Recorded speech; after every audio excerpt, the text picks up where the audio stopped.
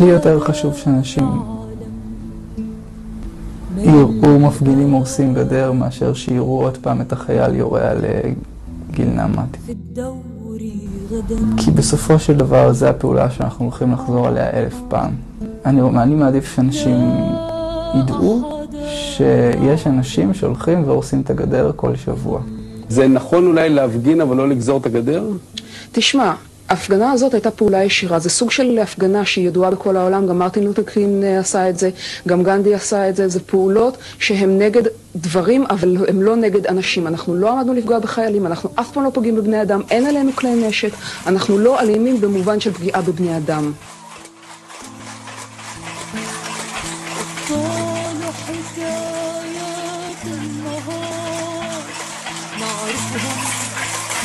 הייתי רוצה להראות בווידאו את התסכול שגורם לגדר ההפרדה יום יום בחיים של הפלסטינים. הייתי רוצה להראות בווידאו את התסכול שגורם ממשלת ישראל בחיים של כל אחד מאיתנו יום יום. הייתי רוצה להראות את כל הדברים הקטנים של היום יום שגורמים את הזעם שמביא לפעולה. הזעם נבנה מהמציאות הכללית.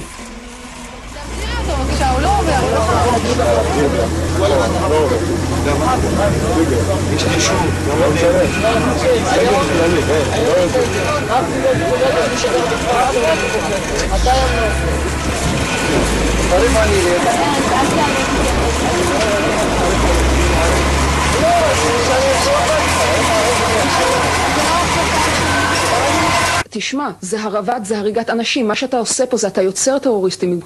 במקום לעצור טרוריסטים מלהגיע, אתה פשוט יוצר אותם. אסור לעשות את הגדר הזאת. לא במתכונת הנוכחית שלה, זה בטוח. זה פשוט, המקום הזה מסחה. לא מפריע לך שבכל זאת מחבלים, נניח שגדרתי על סמוך לקו הירוק. אנחנו היינו במסחה. הקמנו שם אוהל מחאה.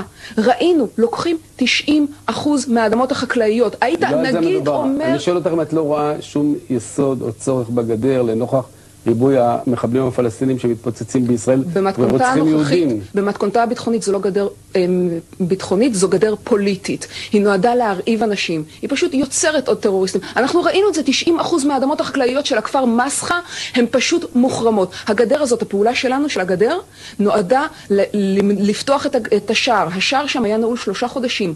הבטיחו שהשער יהיה פתוח, השער היה סגור. إنما برحيلهم يقربون النهار. קצת אנשים שכותבים בתקשורת מבינים את הזעם. אני חושבת שהרוב לא מבין את הזעם. ואני חושבת שאפשר להעביר אותו, כן. אף פעם לא התעכבתי במחסום, כמו רובנו. גם המושג סגר לא היה ממש ברור. סגר, חשבתי לעצמי, זה כמו עוצר. אבל לא, לסגר אין חוקים.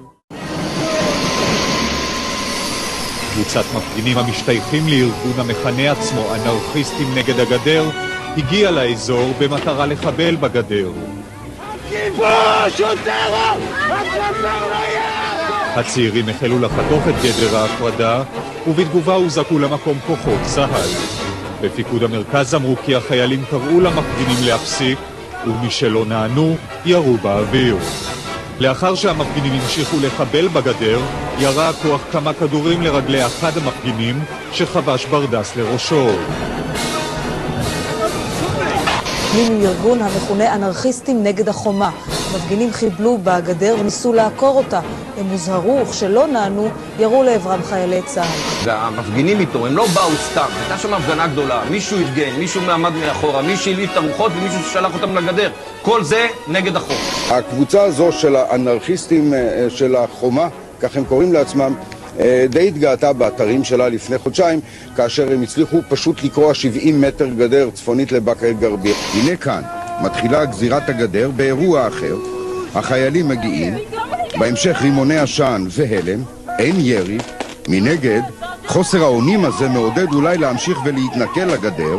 אני צריך לשאול את השאלה מה היה קורה וכמה מחבלים יכולים היו להיכנס לו השער של הגדר היה נפרץ. ומה שיש לפנינו זה לא מפגינים לא אלימים, יש מי שמבקשים להשחית רכוש, לא סתם. רכוש שנועד להציל חיים, ומי שכך מתנהג צריך לדעת שאנחנו נעשה הכל כדי להציל חיים במדינה. אחד עוד צריך להיזהר וזה מהשסע שעלול לצאת מן המקרה החמור הזה. האנרכיסטים הם חיה מסוכנת.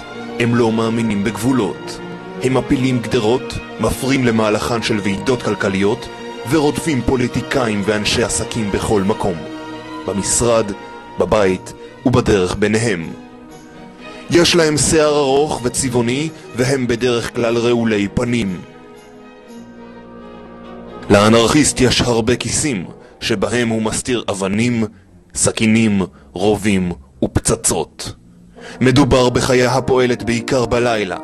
עם רדת החשיכה היא זוממת פשיטות, פיגועים ומפיצה שקרים. הם פועלים בשיטות חתרניות ובלתי צפויות. האנרכיסט לא אוהב חומות. הוא מנסה להרוס אותם בכל הזדמנות. הוא מוכן להשתמש לשם כך בכל האמצעים. עבור האנרכיסט כל חומה היא בית כלא, ולכן הוא פורץ כל גבול. זה פתוח! הכל בזה יונתן! הם יורים!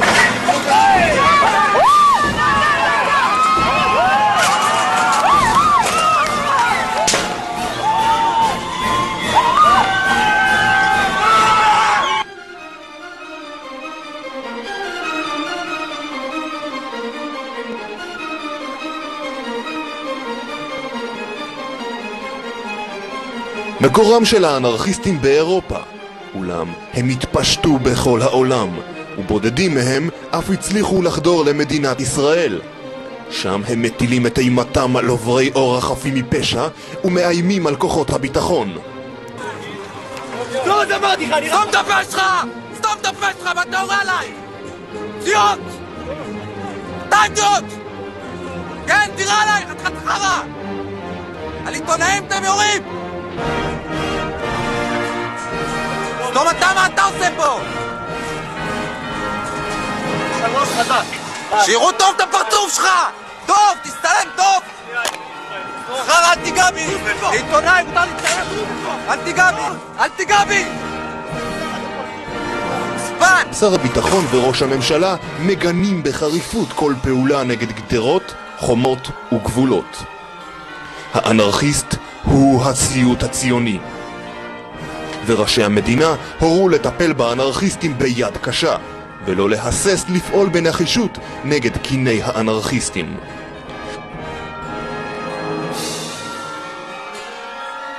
כמו כן, הורו למנוע בכל דרך חדירות נוספות של האנרכיסטים לישראל. במידה שבכל זאת יצליח אנרכיסט כלשהו להיכנס לגבולותיה של המדינה, תינתן הפקודה לראות בו כמו ערבי.